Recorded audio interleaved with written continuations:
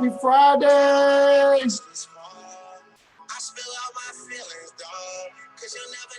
Happy Friday. Hey, Kiana. Kiana, you always so bubbly on these calls. I need some of your energy. It's Friday. It is Friday. Yeah, Friday energy hits a little different. Yeah, it does. It does. There used to be an old song. I don't know how long you've been in Atlanta, but there used to be a radio disc jockey, Ryan Cameron, used to do Yeah. Friday is the end of the week, is the last day. Yeah, my daughter's It's on you. So what you going to do? Yeah, I love that. One of my daughter's teachers used to do that with the class on Fridays. Yeah, that was always like super exciting. And it's funny, I used to be riding into the office and be thinking like, okay, what am I gonna do? Now it's funny, in an older age, it's simple, it's golf. Like and looking back, it's like it's no fun no more. You used to have like 3 or 4 things that you would say that you were gonna do. Right. So pretty cool, pretty interesting. What's up, everybody? Kiana's always the only one speaking up as we wait on people to jump in here. How's everybody doing? How was your week?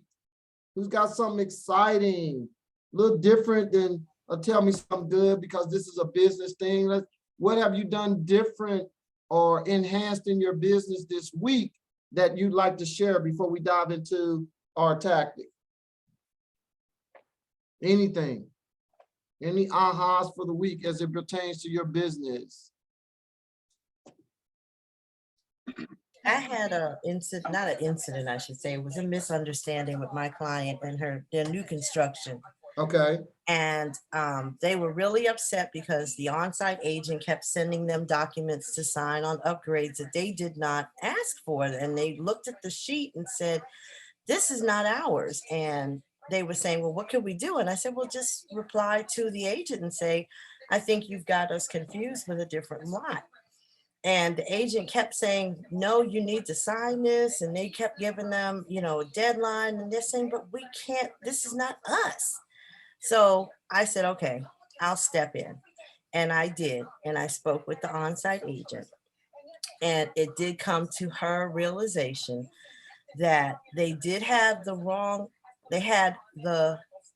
lot number. But what was so crazy is that the neighbor, their lot 10, this one was lot 9, and both buyers have the same last name. Okay. So what is the message behind that, Dorian? I decelerated and what could have been kind of I guess not attacking, but Right. they were very upset because they could not get the agent to understand that this wasn't them. Right. And I called, and that's why I had to kind of diffuse it, bring it down, have her look at it. And she said, oh gosh, I forgot. She said, both of them have the same last name, and I got the emails mixed up. Yeah. And the thing is, there's a tactic for that, actually, that we definitely haven't gotten to it yet. It's a little later on. It's called bulletproofing the deal. What that means is, can anybody tell me how many sales that NAR project that we'll have by the end of the year? It just came out the other day. Is it 4.8 million? 4.8 million, exactly. Can you tell us, Philanda Shade, not to put you on the spot, but how many sales were there last year in 2020? I want to say like 6.2 million, something around there. 6.1 mil. So okay. that's a what, a $1.3 million drop in sales in homes, right? So is it safe to say that every lead that we turn into a contact, that we turn into a transaction, is important? Even more so, absolutely. Absolutely, because there's less, period. Doesn't mean there has to be less for you, but there's just less to go around. So every one of them is super important. So what Dorian just described is, if we're not bulletproofing the deals that we have, like putting systems in place to check in, to make sure that our our clients are forthcoming, because what if that client never said anything to Dorian until they was totally fed up and just said, you know what, I want to walk, then, you know, she loses out on a deal that's already, you know, hard to come by. So, you know, bulletproofing those deals and having systems in place. So that's just one of those checking in with your client. A lot of times, if you've ever done new construction, we feel like once we get that new construction contract signed, it's almost like, what do we used to say, taking candy from a baby, but no. Absolutely, because it's like, oh, it's new construction. I don't have to do anything else. No. Well, I found out you almost have to be more in touch, because it's a process that if your buyers are not familiar with, they don't know. And right. Yep. And Absolutely. they would be missing something that, you know, you could have caught and, you know, possibly, fixed. Absolutely. So that goes beyond new construction, guys. That goes if the other age, and I would challenge you guys to read that chapter, Bulletproofing the Deal. It goes into saying you got to communicate with the lender more. You got to communicate with the other agent, with the attorney. You just got to make sure that you get that deal across the finish line. That's what bulletproofing the deal. It's actually all, if you really look at this shift stuff, it's really stuff that we should be doing anyway, but we just start moving so fast that, you know, it's like, oh, if that fumbles, it's okay. We got more stuff down the line. Well, you got to be efficient. And that's all that says. So thanks for sharing that, Dorian. Thanks for sharing. Someone else, what's unique has happened? Doesn't have to be an issue. It could be something great in your lead gen, a return that you're getting, something cool that you did, you sent out. We're here to help each other. And it all comes back to doubling down on our lead gen.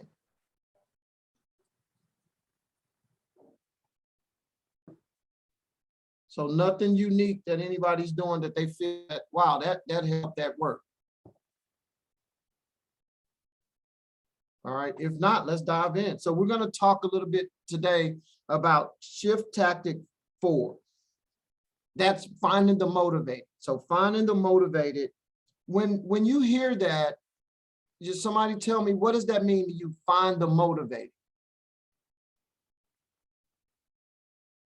In a time like this, we need shorter turnaround time, shorter, is it lead time or lag time, whichever one that is. We need shorter windows. So if they're motivated, it might only take a week to get it on the market versus 3 months, you know, a little less nurturing, a little more deep dive into the transaction, getting them to what they need. So they're motivated strongly to get this done. That's it. What else? Finding the motivated. What does that mean to you? If you hear that, when you're doing your lead generating, we're lead generating to find the motivated. Well, if no one else will go, it also means asking good questions. You gotta unravel a lot. It's like peeling the skin off an onion, and you got to do a lot of listening.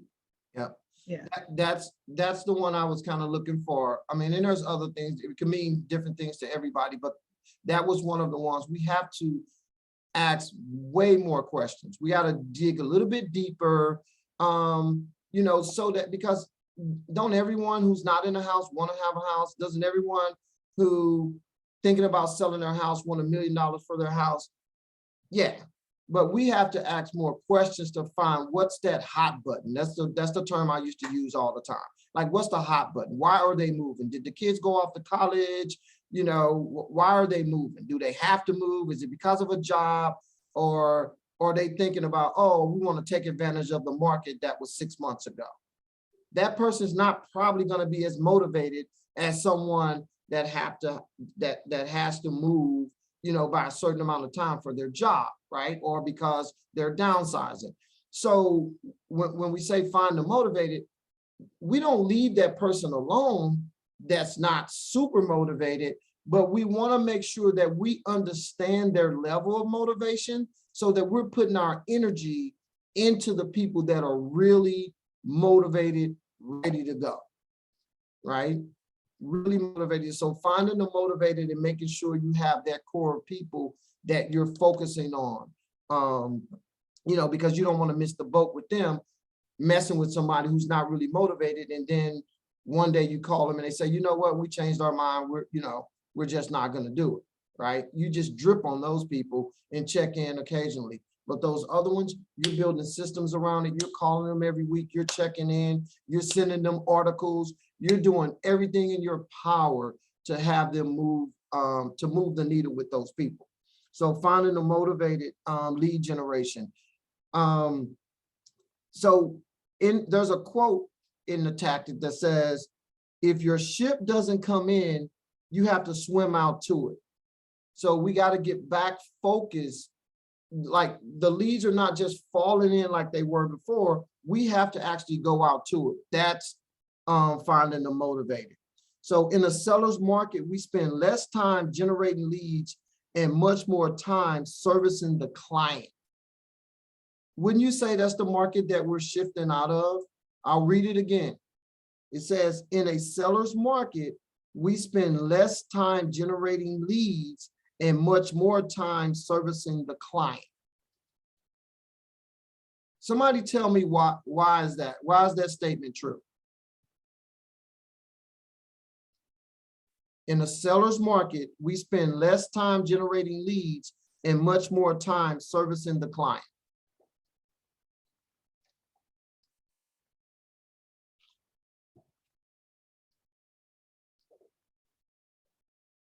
Do I need to push this class back to 2? Y'all still waking up? I know that we take more time servicing the client because, can you hear me okay, TB? Yes, absolutely, Nick. Okay. Because now we have to take the time to educate them and get educated on what their exact needs are, like their hot button and all of that stuff, and just finding the house work. You know, the deals are just going to take a little bit longer, a little bit more work. So that's all part of the, you know, servicing the client. Yeah, that's on the flip side of it too. So in a seller's market, guys, because there's supply and demand, so that means there's less supply, right? And there's more demand. So there's so many more buyers. We service buyers way more than we really service in our industry than we service sellers. We get this, we service sellers, but we get the sign, we put it in the yard, we get it on MLS, we communicate with the sellers a little bit, but we communicate with buyers, you know, probably 20, 30 times more than we do with sellers throughout the entire process. So we're servicing more in a seller's market, right? We're servicing more in a seller's market. We're kind of shifting out of that. So partly what I believe Nicole was saying was, to be honest, remember I keep saying we're moving from a fast pace to a skills base. Now we're still servicing clients both ways because we're still shifting, right? However, what Nicole just said is more important to where we're sitting down, we're taking a little more time, we're educating them a little bit more. We're having to build those skills up. So the answer to my question is, in a seller's market, we service more because there is typically way more buyers out there, but we're kind of shifting from that a little bit. So we can find them motivated and basically like give them value, share stats with them, and help those motivated people move across the threshold. So I want you to write these down if you're in a position to write. If you're driving, I don't know, maybe we can get these notes out to you somehow. I want you to think about this, and this is what this tactic is all about, finding the motivated, right? So Gary called these the 6 Ds to recession proofing your business. So this is today's lesson right here. And we can have some discussion around how do we do these things, and if anybody has experience in finding these people. But these are the 6 Ds to recession proof your sales. So even through the shift, to everything, these are the people that are most motivated in our industry, right? There's different motivations too, but if you look at these 6, everyone that's motivated to make a move as far as real estate goes, they'll pretty much fall into 6. And you need to have some parts of your lead generation focusing on 1, 2, 3, 4, or all 6 of these, right? I wouldn't recommend trying to do all 6 because you won't do them all. These things, and make sure that you're doing something as far as your lead gen, where your spider senses or your target, where you're asking for mofers or something around these 6 ideas. And the 6 ideas are, they call them the 6 Ds to recession proofing your sales. The first one is death, right? Unfortunately, people die. If someone dies and they have a home, that home more than likely is going to either need to be sold. It might even go through probate. So you may go further down the line and start looking at probate stuff. We have an agent in here now, one of our ALC members. He does with a lot of probate stuff. He looks for those. He goes in, he's got a system set up to where he's calling people that may have had homes in probate. Now, this is not the only reason homes go into probate, but it's one of the number ones, death and divorce, which is the second D, right? Divorce. Someone goes through a divorce, typically they the court order is for them to sell the home. Even if one person gets the home, they're like, this is too much house for me. I'm going to, I want to sell it, right? So getting in front of those people. So let's stop right there though. How can we find out, or who can we build relationships with so that we know when people are going through divorce?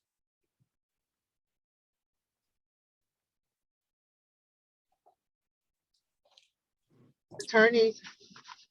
Divorce attorneys, I would say ding ding, number one answer. Who else?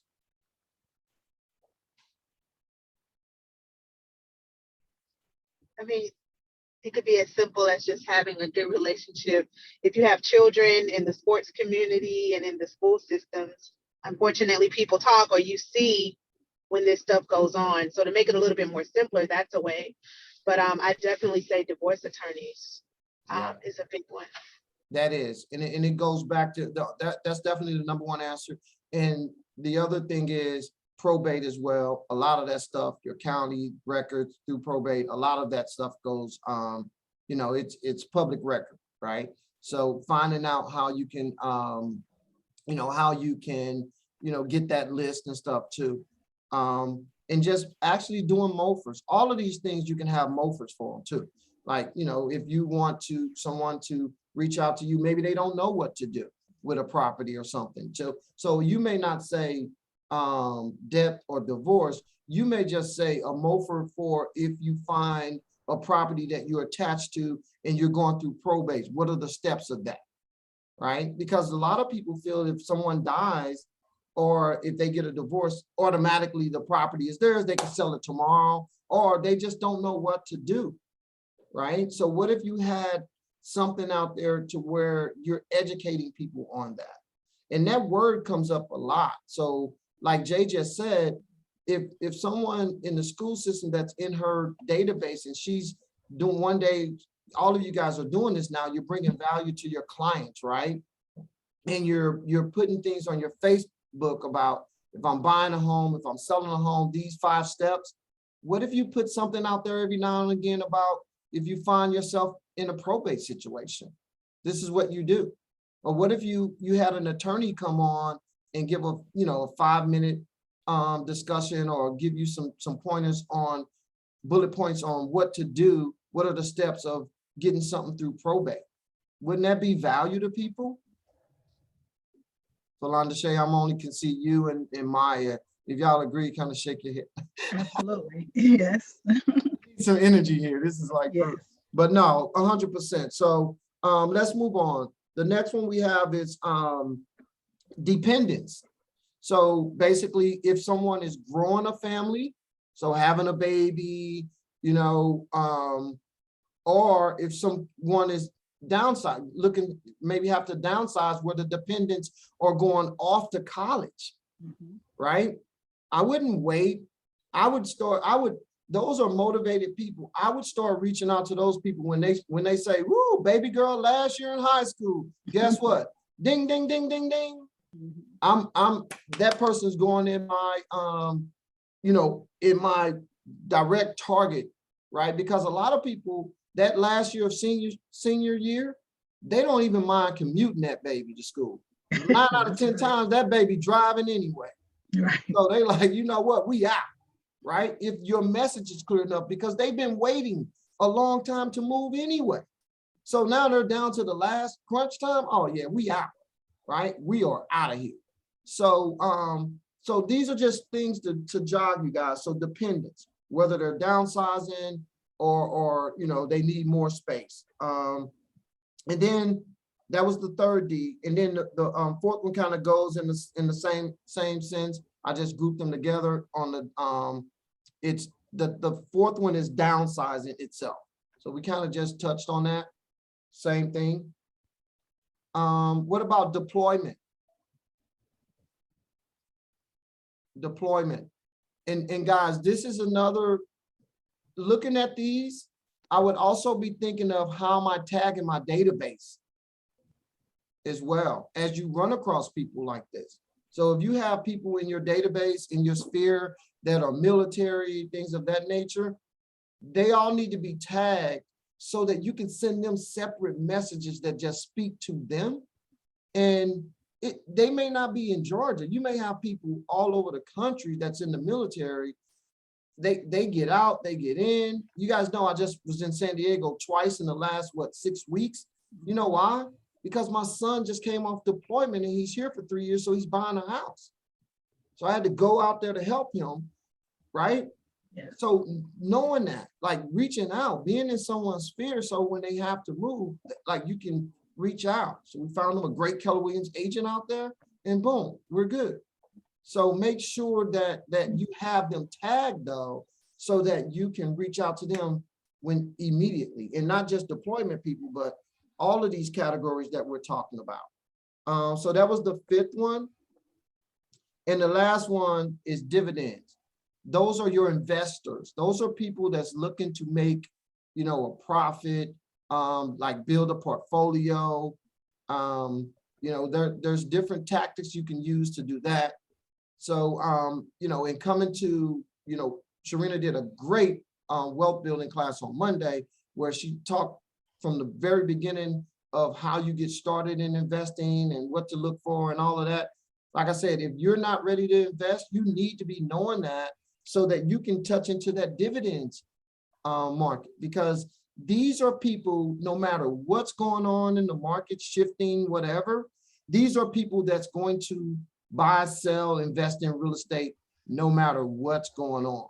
And these are your motivated people, your most motivated people, right? Nobody's putting their house on the market because the market is just great, right? We're coming out of that, right? There's still some of those people lagging, and guess what? They're unrealistic on their price. They're not motivated. They're just doing it because they're just bringing their head out the sand and finding out Jim up the street sold for 100,000 more than what the house is actually worth. And now they're like, I want some of that.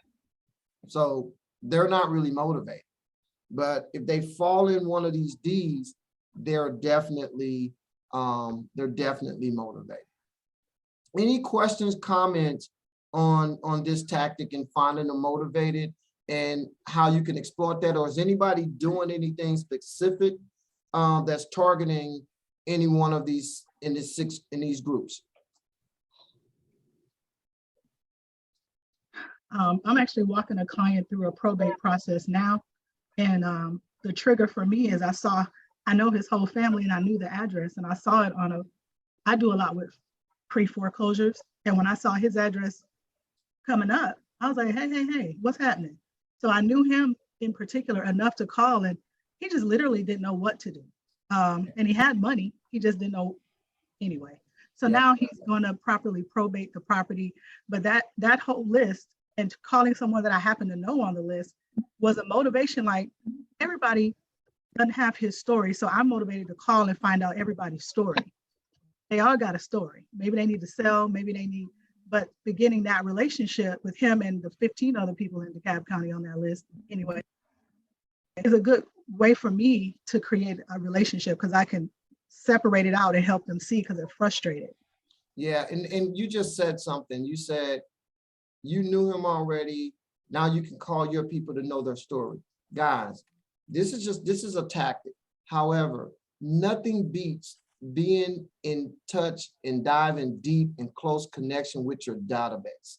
Because if you're calling these people and if you're sharing different messages, MOFers, probate, this and that, and you've already been in contact with them, having great conversations, they're going to feel comfortable enough.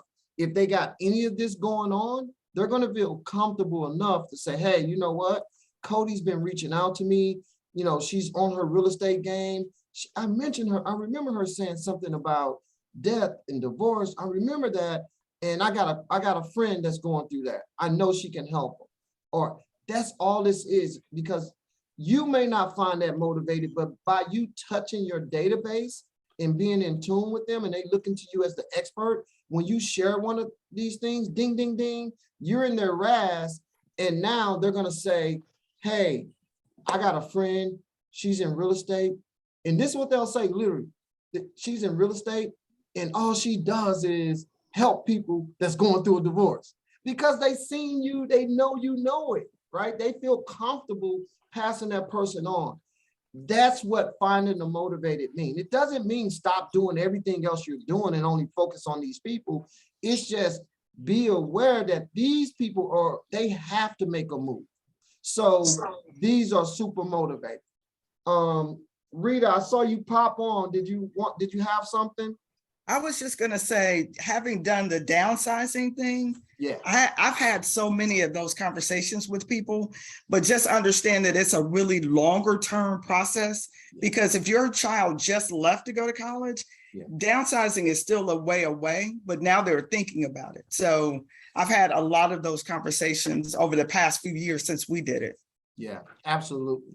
Yeah, well, because everybody sees your view. Like, yeah, I'm not even downsizing. I want to live where you live. But no, that's a great point. And like I said, that's why tagging them is so important. So they're now on the downsize list. So anytime you run across in your everyday real estate life something that's appealing to someone that's downsizing, whether it's location, price point, new 55 and up community, anything like that, you can at a click of a button now send that out to the 30 people in your database that you've identified as someone that's potentially a downsizer, because you just made a great point. We don't know when that's going to happen. And a lot of times we find out when it's too late, because we didn't have them pegged and we weren't super hyper focused on them as a group. So that's what I'm saying. If we tag them, once we have those conversations, they'll get everything else we're doing, but they'll get those special ones when something comes up. When I read an article on downsizing, boom, I can just click a button, drop it into command, shoot an email to that group that's been tagged as such, right? Instead of boring everybody with it, right? So, but great point, Rita. I love that. Is that Diane? Diane, I keep seeing you light up. Did you have something?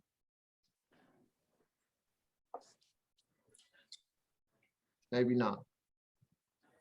So I hope this was helpful today to get your mind going on how to find that motivated. Just remember, it's the 6 Ds to recession-proof your sales, and that's death, divorce, dependence, downsizing, deployment, and dividends. So basically your investors. It's shift tactic 4. If you have the book, just go back and skim through that tactic. That's what this is for. Is to have live discussion on it, to see what some people are doing. I think Philanda Shea shared one thing where she's pulling that. What exactly is that list, Philanda Shea? Is it probate? Like you said, you knew about divorce. It's pre-foreclosures and so many ways to find them, but I've been doing it long enough to know I know which attorneys' websites who publishes them. But then there's other places. I always go get the Champion newspaper. Yeah. So I a always plug into champion. places where I know it's published and I got their address and it ain't hard to find their name. And I just reach out to them and just talk. Like I don't lead with, hey, I know your house going in foreclosure. You know, I just introduce myself and just start talking. I don't bring that. I talk about the value of their home, not their distress, and they will eventually bring it up. Yeah, absolutely. So find something, guys, find something that you can do that, or just at least be aware that these are, you're motivated. So the way to find out these, like if someone falls in these categories, and I know we're over, but I'll just end with this. We have to ask more questions. When we opened up and said, what does finding the motivated mean? The number one answer for that was peeling back the onion and asking a lot of questions. So if you're conducting open houses, or if you're out meeting people or talking to your database, you have to ask the appropriate questions. You have to ask a lot of questions. Not, oh, are you going through a divorce, but just, hey, what is your motivation for looking? You know, like, why are you looking? Are you downsizing? Are you going out? You know, they may say, well, I've never owned a home. Okay, first time home buyer, right? So something, just make sure that you're really asking the right questions. Don't let them just say, oh, I'm thinking about selling my house, or I'm thinking about buying. We have to get to the why. That's how we find out what their motivation level is. All right, so I hope this helps today. Yes, go ahead, Philanda Shay. I have the reverse story of a divorce. I have two friends that I know that met, fell in love, and now they're getting married in 2 weeks, but neither one of them wants to live in the other's house. And neither house is big enough for their merged family.